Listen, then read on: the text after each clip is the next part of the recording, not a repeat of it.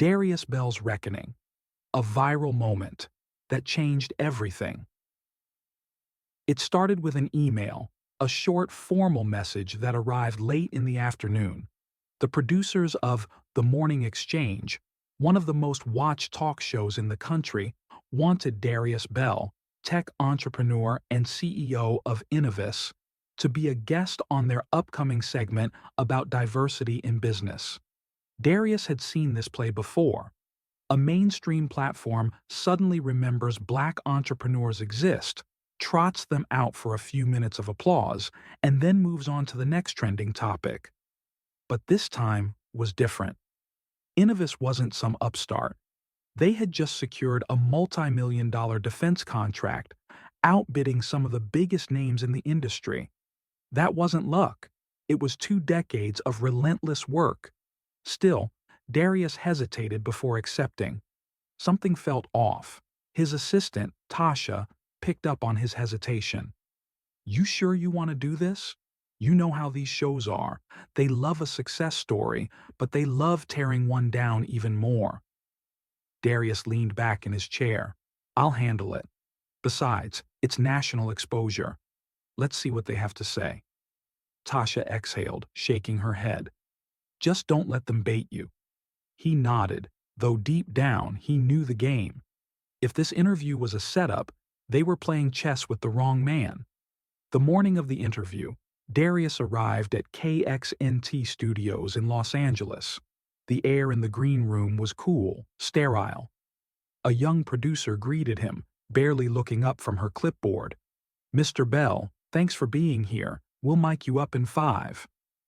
No small talk, no warm-up, just in and out, like a transaction. As he sat in the makeup chair, an assistant powdered his face with practiced indifference. The monitor on the wall showed the live broadcast of the show, a panel segment on celebrity scandals, followed by a cooking demo, then a transition card. Coming up next, the black tech boom? Is it talent or special treatment? Darius clenched his jaw. So, this was the angle. But if they thought they had the upper hand, they were in for a surprise, though he wouldn't realize just how far they were willing to go. The set of The Morning Exchange was designed to look inviting, soft blues and golds, a glass coffee table between the host's chair and the guests. Cameras hovered like silent observers, capturing every movement, every expression. Darius adjusted his suit jacket as he took his seat across from Madeline Royce, the show's lead anchor, a seasoned journalist with a reputation for asking tough questions. She smiled, but it didn't reach her eyes. "Darius Bell," she began, her voice smooth and practiced. "CEO of Innovis, a true American success story." Darius gave a polite nod. "Appreciate you having me?" She leaned in slightly, flipping through her cue cards. "Now, let's get right into it. Your company recently landed a $200 million government contract, beating out some of the biggest names in tech. That's impressive." Darius knew this game. Build him up first. Make it seem like they respected his achievements. He gave a measured response. "It was a long process, but yeah, we put in the work. We developed a security encryption system that outperformed our competitors. Simple as that." Madeline crossed her legs. "Some have called it groundbreaking." A subtle pause. "But others have raised questions." Darius didn't flinch. "Questions?" She picked up a card, reading aloud. "Some industry experts say Innovis benefited from certain federal diversity incentives, that companies like yours have an edge in these contracts because agencies are looking to diversify their vendors.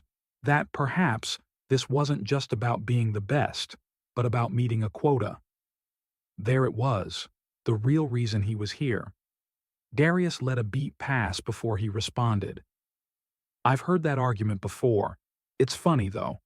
When a black entrepreneur wins, it's special treatment. But when a legacy firm, run by the same families for generations, lands those same deals, nobody questions it." The air in the studio shifted. The producers off camera glanced at each other. Madeline held her ground. So, you're saying race played no role at all in your success? Darius chuckled, shaking his head. Let me ask you this. When SpaceX won its NASA contracts, was it because Elon Musk met a diversity quota? When Jeff Bezos landed government deals for Blue Origin, was it because of his background? Or do we only ask that question when the CEO looks like me? Madeline's expression barely flickered. So, you don't believe these diversity programs help? Darius folded his hands. They help level the playing field. But what people don't realize is, the playing field was never level to begin with. But Madeline wasn't done yet. She had something else up her sleeve. Madeline's smile sharpened like a blade hidden in silk. She glanced at her cue cards, then back up at Darius. Well, Darius, let's talk about that playing field you mentioned. Her tone shifted from polite curiosity to something a little colder. You grew up in Birmingham, Alabama. Single mother, public school, worked your way up from nothing. That's inspiring. Darius gave a slow nod, sensing where this was going. Madeline continued. But here's what some might wonder. How does someone with no Ivy League background, no deep family connections, go from a struggling neighborhood to securing contracts that billion-dollar corporations fail to land? She let the question hang in the air. The implication was clear. How did you get here? Did someone pull strings? Darius tilted his head slightly, as if considering his words carefully. It's called work, Madeline. Some of us don't have generational wealth or country club networks to fall back on, so we build from the ground up. Madeline gave a small nod, like she was hearing him, but she wasn't listening. But surely you had help along the way, she pressed. Maybe a mentor, a program, something that gave you an extra push. Darius exhaled quietly. Yeah. Help came in the form of working 3 jobs while getting my engineering degree. Help came in the form of sleeping in my office while I built my first software prototype because I couldn't afford rent. That's the help I got. Her lips pressed together for a fraction of a second. The producers standing behind the cameras were locked in. Now, Madeline shuffled her cue cards again. And yet, some would argue that Black entrepreneurs today have more opportunities than ever before, that programs like affirmative action, minority business grants, and government incentives exist specifically to open doors that weren't open decades ago. Darius leaned forward slightly, resting his elbows on his knees. You know what's funny? When a Black business owner succeeds, people always ask what programs helped us. But nobody asks which old money bank helped fund a white-owned startup. Nobody asks which family connections got them into Stanford or which golf buddy invested in their company. He let that sink in for a second before continuing. The truth is, success isn't handed out in some lottery. People like me had to be twice as good just to get a seat at the table. A noticeable shift in the room, the quiet tension of an audience realizing they were watching something real unfold. Madeline, however, didn't blink.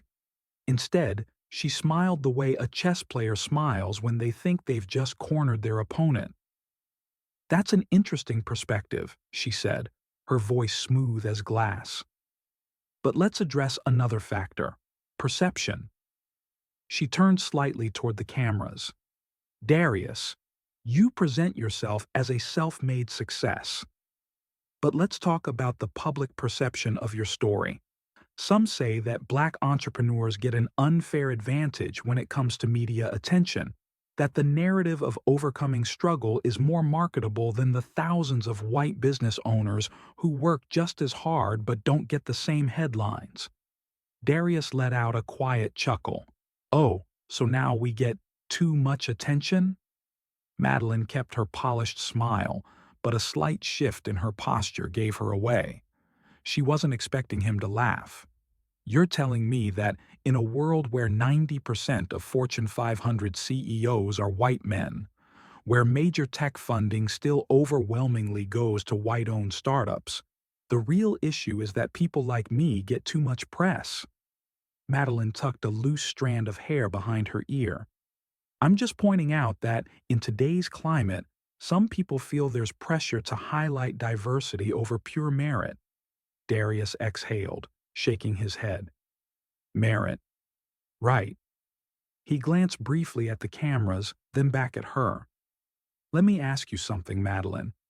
Do you really think that if I wasn't exceptional at what I do, I'd be sitting in this chair right now? You think I got here because I played the diversity card? Or do you think I got here despite everything designed to keep me out? The silence in the room was louder than any of her previous questions.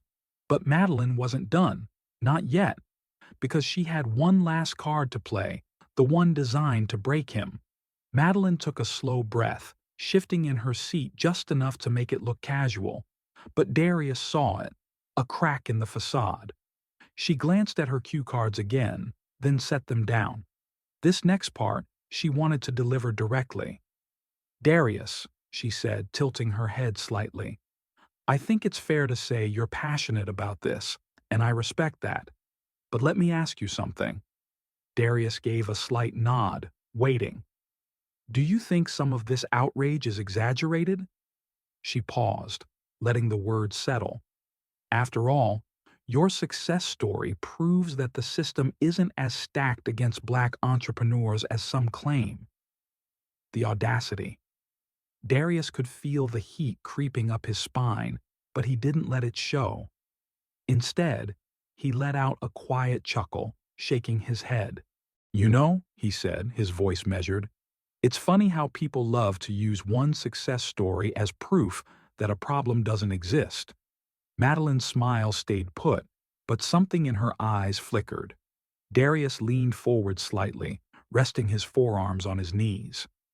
Let me put it this way. If one person climbs out of a burning building, do you point at them and say, see, the fire wasn't that bad? Madeline opened her mouth, hesitated, then closed it. Darius wasn't done. The fact that I made it doesn't mean the system isn't broken. It just means I fought twice as hard to get through it. He let his words settle. Even the studio crew had stopped moving.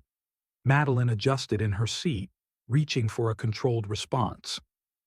I understand your perspective, but let's talk about another side of this. She turned toward the camera slightly, her voice adopting that carefully neutral tone used for damage control. Some might say your frustration isn't really about race, she continued, that it's about resentment toward larger corporations. After all, you've publicly criticized big tech companies for not hiring more diverse executives. Darius tilted his head. Resentment? Number accountability? Absolutely. Madeline pressed her lips together for a beat. Then what do you say to those who believe that, in today's economy, success is based on hard work, not race? Darius exhaled through his nose, then locked eyes with her. This was it, the moment. I say, he began, that people love to believe in fairy tales when they're the ones benefiting from them. A ripple of silence washed over the set, the kind of silence that sticks. But let's be real, he continued, his voice steady. Black entrepreneurs still get denied loans at twice the rate of white business owners. We still receive less than 2% of venture capital funding, and even when we prove ourselves, we still get asked whether we deserved our success. Madeline sat still, listening, but not necessarily hearing. So, let's stop pretending the system isn't rigged, Darius said, his voice calm but firm. It is, and the only people who don't see it are the ones it works for. Silence. Pure, heavy silence. The producers didn't cut to commercial. The control room didn't intervene. This was raw. Madeline shifted slightly, finally looking uncomfortable. She opened her mouth to speak, but Darius wasn't finished. Because this was the moment that would send shockwaves across the country. Madeline cleared her throat, glancing briefly at the off-camera producers. But there was no rescue coming. She had walked into this, and now she had to sit in it. Darius adjusted his watch, letting the silence linger just long enough to make people squirm. Then he leaned back in his chair, exhaling. "You know what the real problem is?" he said, his voice quieter now but somehow heavier. Madeline hesitated. "What?" Darius didn't blink. "The bar isn't in the same place for everyone." She shifted slightly. "Meaning?" "I mean," Darius said, "a mediocre white man can fail upwards in this country, but a brilliant black man has to jump through flaming hoops just to get a shot." A producer off-camera cursed under their breath. They knew this was going viral. Darius kept going. "A white CEO can run a company into the ground, bankrupt it, lay off thousands of employees, and somehow get hired somewhere else. Meanwhile, a black CEO has one bad quarter, and suddenly it's proof that we weren't ready for leadership." Madeline opened her mouth to respond, but he wasn't done. "And the best part?" Darius chuckled dryly. "When we actually make it, people like you sit across from us and ask if we got here because of some special advantage." Silence. Madeline's jaw tightened.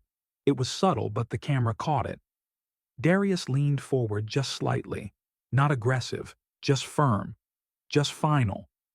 "You wanted to talk about fairness?" He let out a soft, bitter chuckle. "Then let's start by telling the truth." Another silence, but this one was different. It wasn't discomfort anymore, it was impact. Madeline's expression had shifted. It wasn't just the audience watching Darius now, it was the entire country. And then, the moment. Darius turned slightly, looking straight into the camera. "I know what some of you all are thinking right now," he said. "Some of you are nodding because you've seen this, lived this." He let his gaze hold. "And some of you are sitting there, frowning, arms crossed, telling yourself this isn't real, that I'm just playing victim, that it's all in my head." His lips pressed together for a second before he finished. "But deep down, you know I'm right." The studio was silent. No one breathed. And then, "All right, we need to take a quick break."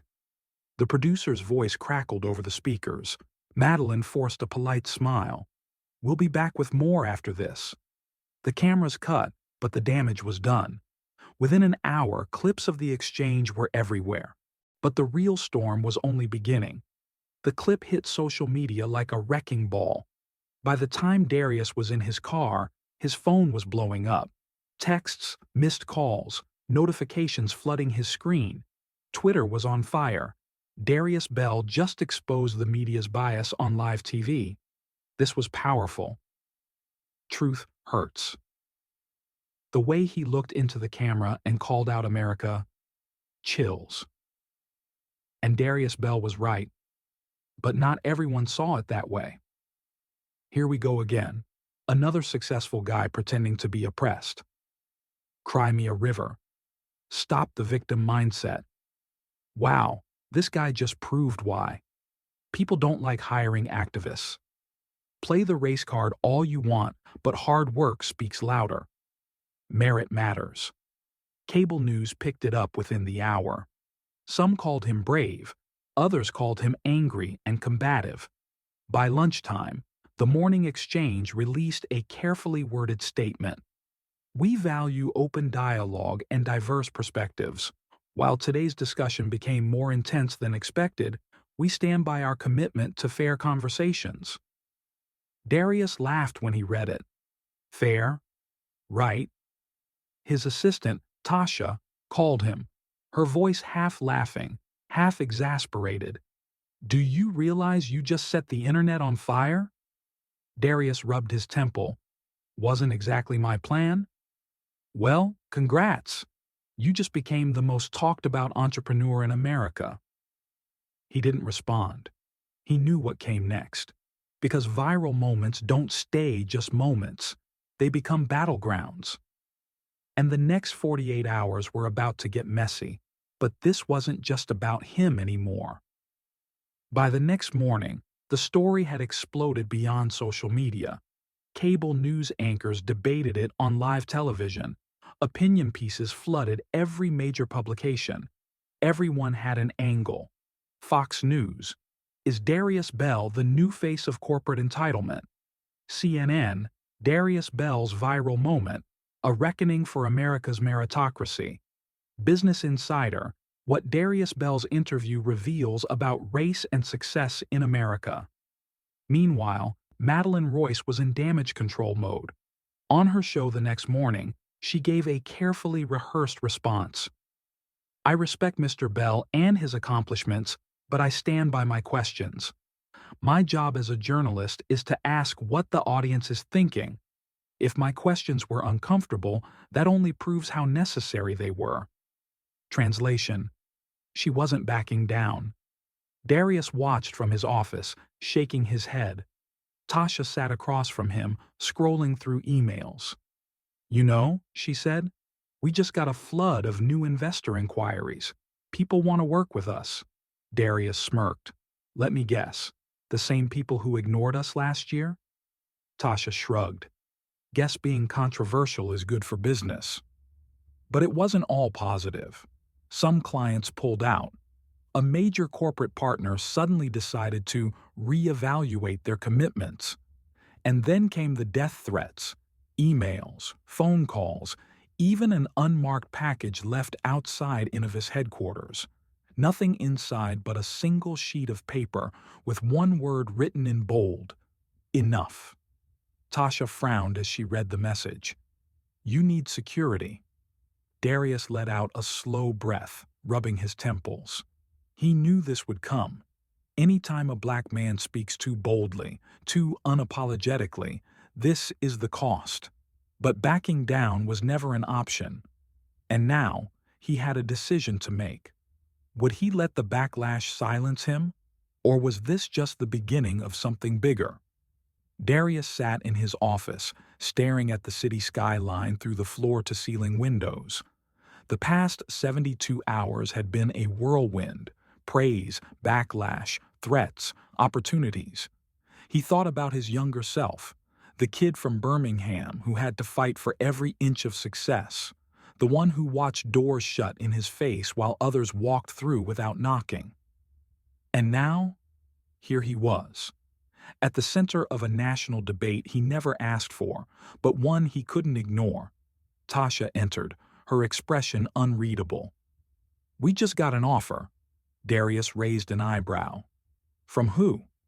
She set a folder on his desk. A network. They want you to do a televised special, a one-on-one deep dive about race, business, and the system.